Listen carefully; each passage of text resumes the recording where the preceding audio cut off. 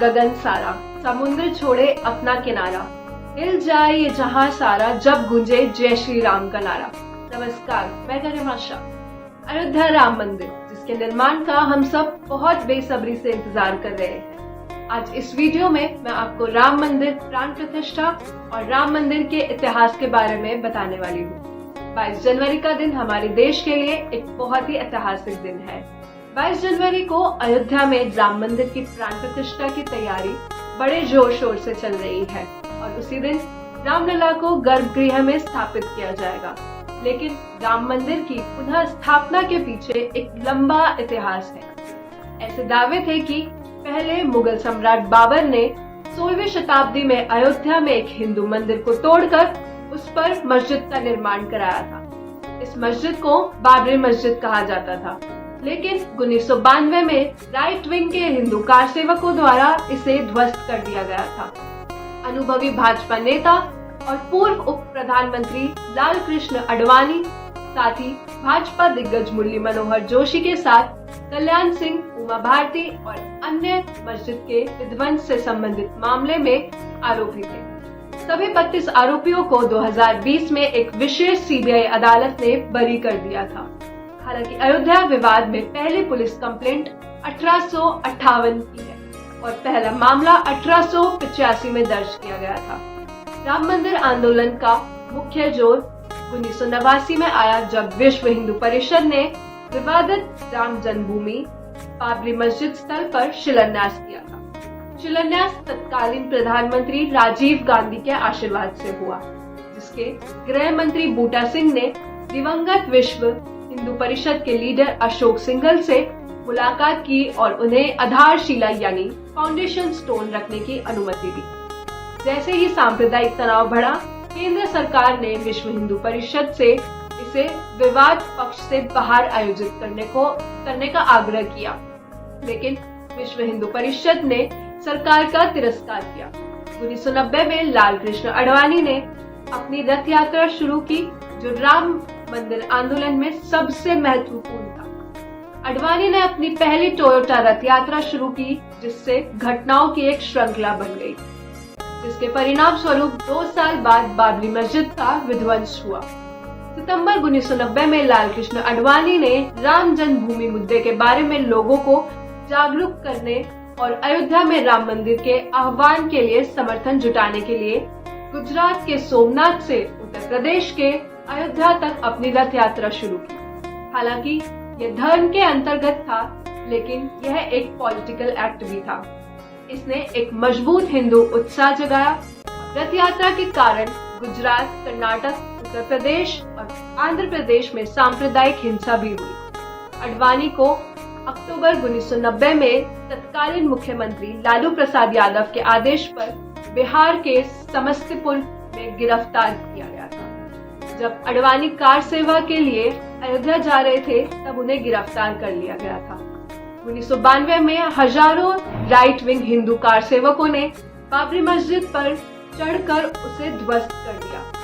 विध्वंस की जांच के लिए 1992 में तत्कालीन प्रधानमंत्री पीवी नरसिम्हा राव द्वारा गठित लिब्रहान कमीशन ने बताया कि राष्ट्रीय स्वयंसेवक संघ यानी कि आरएसएस, विश्व हिंदू परिषद, शिवसेना, बजरंग दल और भाजपा के शीर्ष नेतृत्व विध्वंस के लिए प्राथमिक जिम्मेदारी लेते हैं। इलाहाबाद हाई कोर्ट ने अपने 2010 के फैसले में राम जन्मभूमि बाबरी मस्जिद स्थल को 3 भागों में विभाजित किया, जिसमें सुन्नी वक्फ बोर्ड, निर्मोही अखाड़ा और रामलला प्रत्येक को इसका 1/3 हिस्सा मिला।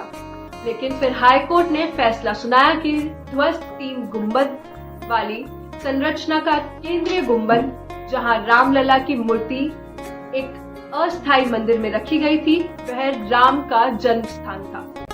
फैसले को सुप्रीम कोर्ट में चुनौती दी गई, जिसने 2019 में अपना फैसला सुनाया और कहा कि इलाहाबाद हाई कोर्ट ने अपने फैसले में पूरी तरह से गलती की थी। सुप्रीम कोर्ट ने 9 नवंबर 2019 में विवादित स्थल रामलला को दिया।